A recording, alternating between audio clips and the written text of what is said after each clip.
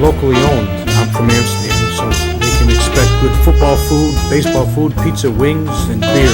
You know, you can bring your kids in and, you know, they can play pool or play the video games, or they can sit with you and watch TV too, because you got the TVs in every dining room. It's such a place that you can come in with your family and sit down. And again, it's family oriented because it's family owned. When you walk in here, it's like a TV show, Cheers. Everybody knows your name. And you can expect that from in here because everybody knows everybody else. Another week, and the Sideline Guys are back at sidelineguys.recordernews.com with Michael Kelly. I'm Adam Schinder.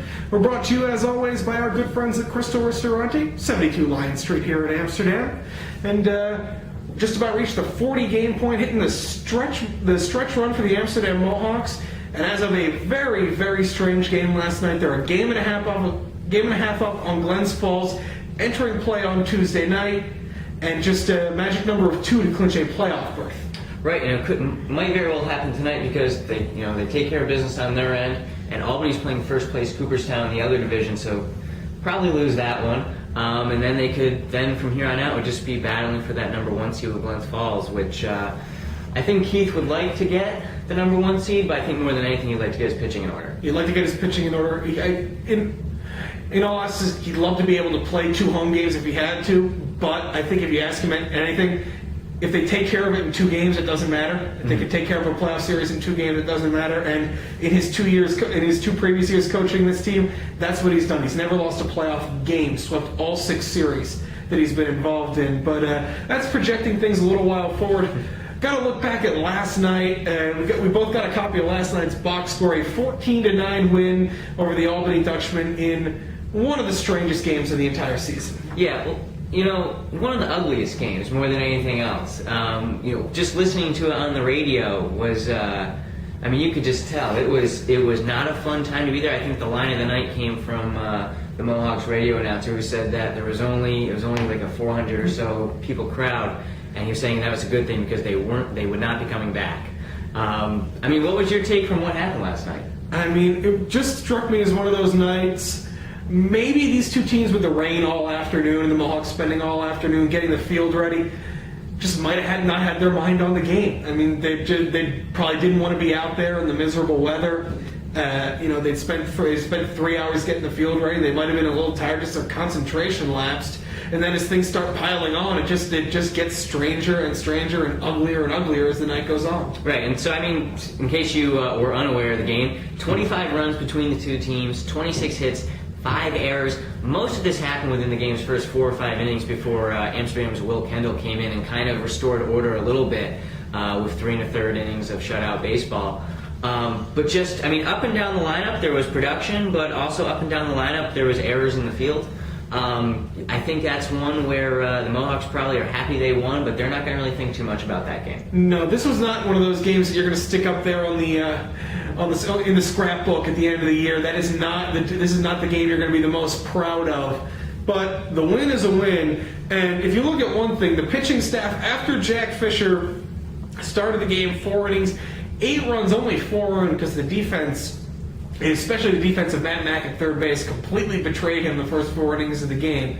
But once they settled down, especially once Will Kendall got into the game, you've got to be impressed with the way this guy has pitched ever since he's been demoted to the bullpen. Mm-hmm. Right, and they might need him with the report that Jimmy Dykstra might be missing the rest of the year, with Taylor Stark and Chris Barone definitely out for the rest of the year.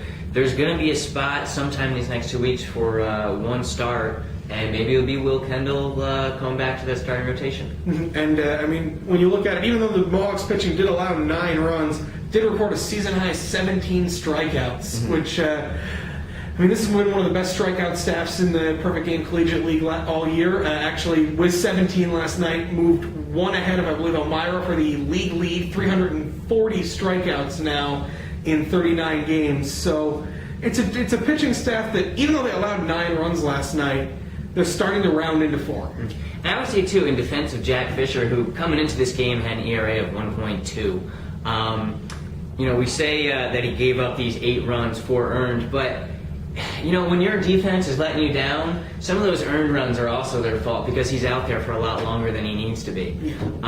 So that might be a little deceiving too, because by all accounts it seemed like he was throwing pretty well last night. The strikeout tally was still there. He was throwing strikes for most of the night. So this wasn't really a night where his stuff betrayed him, but maybe the elements and his teammates did. Yeah, a couple other interesting notes from the box score, most specifically from Luke Maley, who had six plate appearances, but only ended up 2 for 2. Those were his last 2 at-bats. Doubled, homered, drove in 4 runs, scored 3 runs, walked twice, was hit by a pitch, and had a sacrifice fly. That is a busy night at the plate. Well, I've kept bringing that up to him about since he came over to the Mohawks, just how good he's been, and he keeps, he's a very humble guy, and he keeps coming back to, well, I don't think the scouting report's out on me. Well, I think it's out on him now because they just kept walking him all night.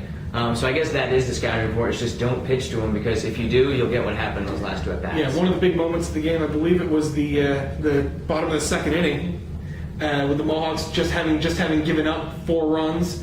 Runners on 2nd and 3rd, they walk Luke Maley to load the bases, and Parker Morin makes him pay with a 3-run double.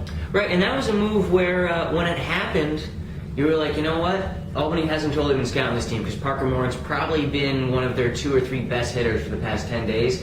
And while Luke Maley's had a great year, I wouldn't load the bases in front of Parker Morin. Yeah, I mean, you look at that, you think that Albany head coach Nick Davey might have just been incredibly desperate to try and get a forced play at the plate. But in the 2nd inning of a game where there's already been that many runs scored, it was probably a little too conservative of a move, and it ended up backfiring on him. And that really kind of sparked the Mohawks offense for the rest of the night. And this is a team, their last 2 league games, they've scored 26 runs. 14 last night, 12 back on Friday against Albany. And for a team that really did not hit the ball for the first month of the season, and you look at it, it's really been Luke Maley's injection in the lineup and playing all of the catchers on a nightly basis that has really helped this team move along.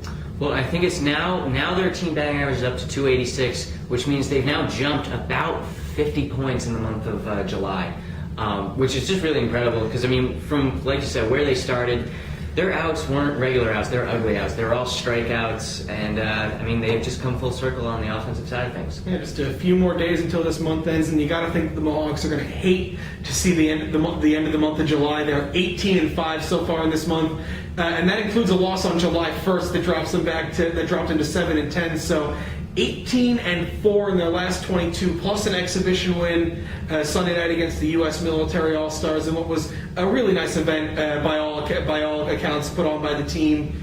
So this is a team that really, with a couple games left to go in the regular season, they're setting themselves up right.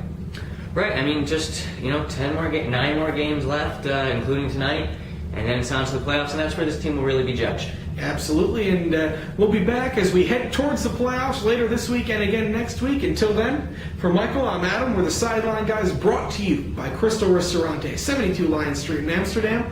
And we'll see you next time at SidelineGuys.recordernews.com.